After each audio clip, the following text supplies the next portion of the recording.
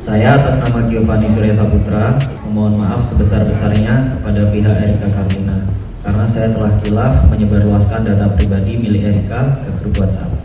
Saya baru menyadari dampak dari perbuatan saya tersebut ketika melihat reaksi publik setelah mengetahui rahasia kehamilan yang sebelumnya ditutupi oleh Erika. Hal tersebut ternyata berujung pada diterornya yang bersangkutan via DM selama masa kehamilannya. Saya telah disadarkan bahwa tindakan saya dan fans ternyata telah mengakibatkan hal-hal yang sebenarnya tidak diinginkan oleh semua pihak.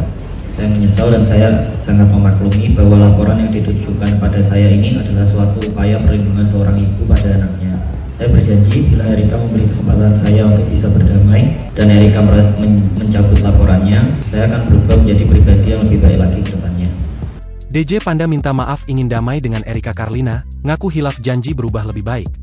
Disc joki Panda akhirnya memberikan pernyataan panjang atas konfliknya dengan mantan kekasih, Erika Carlina. DJ Panda muncul ke publik untuk menyampaikan permintaan maaf yang tulus dari dalam hati serta mengakui perbuatannya kepada Erika Carlina. Sebab akibat perbuatan DJ Panda, Erika Carlina sampai melaporkannya ke Polda Metro Jaya atas kasus dugaan pengancaman.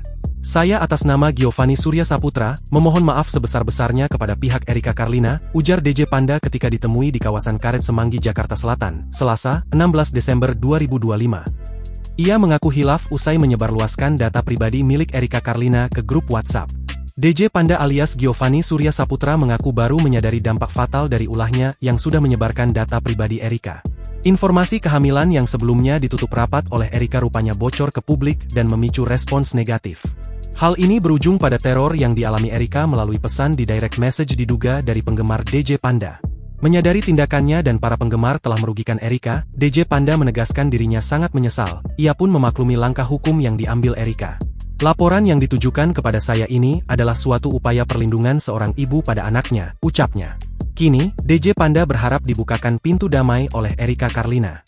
Ia berjanji akan memperbaiki diri jika Erika bersedia mencabut laporannya di kepolisian.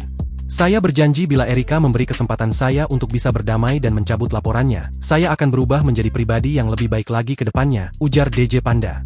Ia berharap dengan adanya kasus ini bisa menjadi pembelajaran untuknya dan orang-orang di sekitarnya. Rupanya, pihak DJ Panda sempat memilih tidak banyak bicara dan bersikap diam selama menghadapi kasus perseteruan dengan Erika Carlina. Namun kini usai pertimbangan matang, pihak DJ Panda akhirnya memilih untuk buka suara. Kuasa hukum DJ Panda, Yuvina Aryestanti, menyebut langkah tersebut terpaksa dilakukan demi menjaga situasi agar tidak semakin memanas.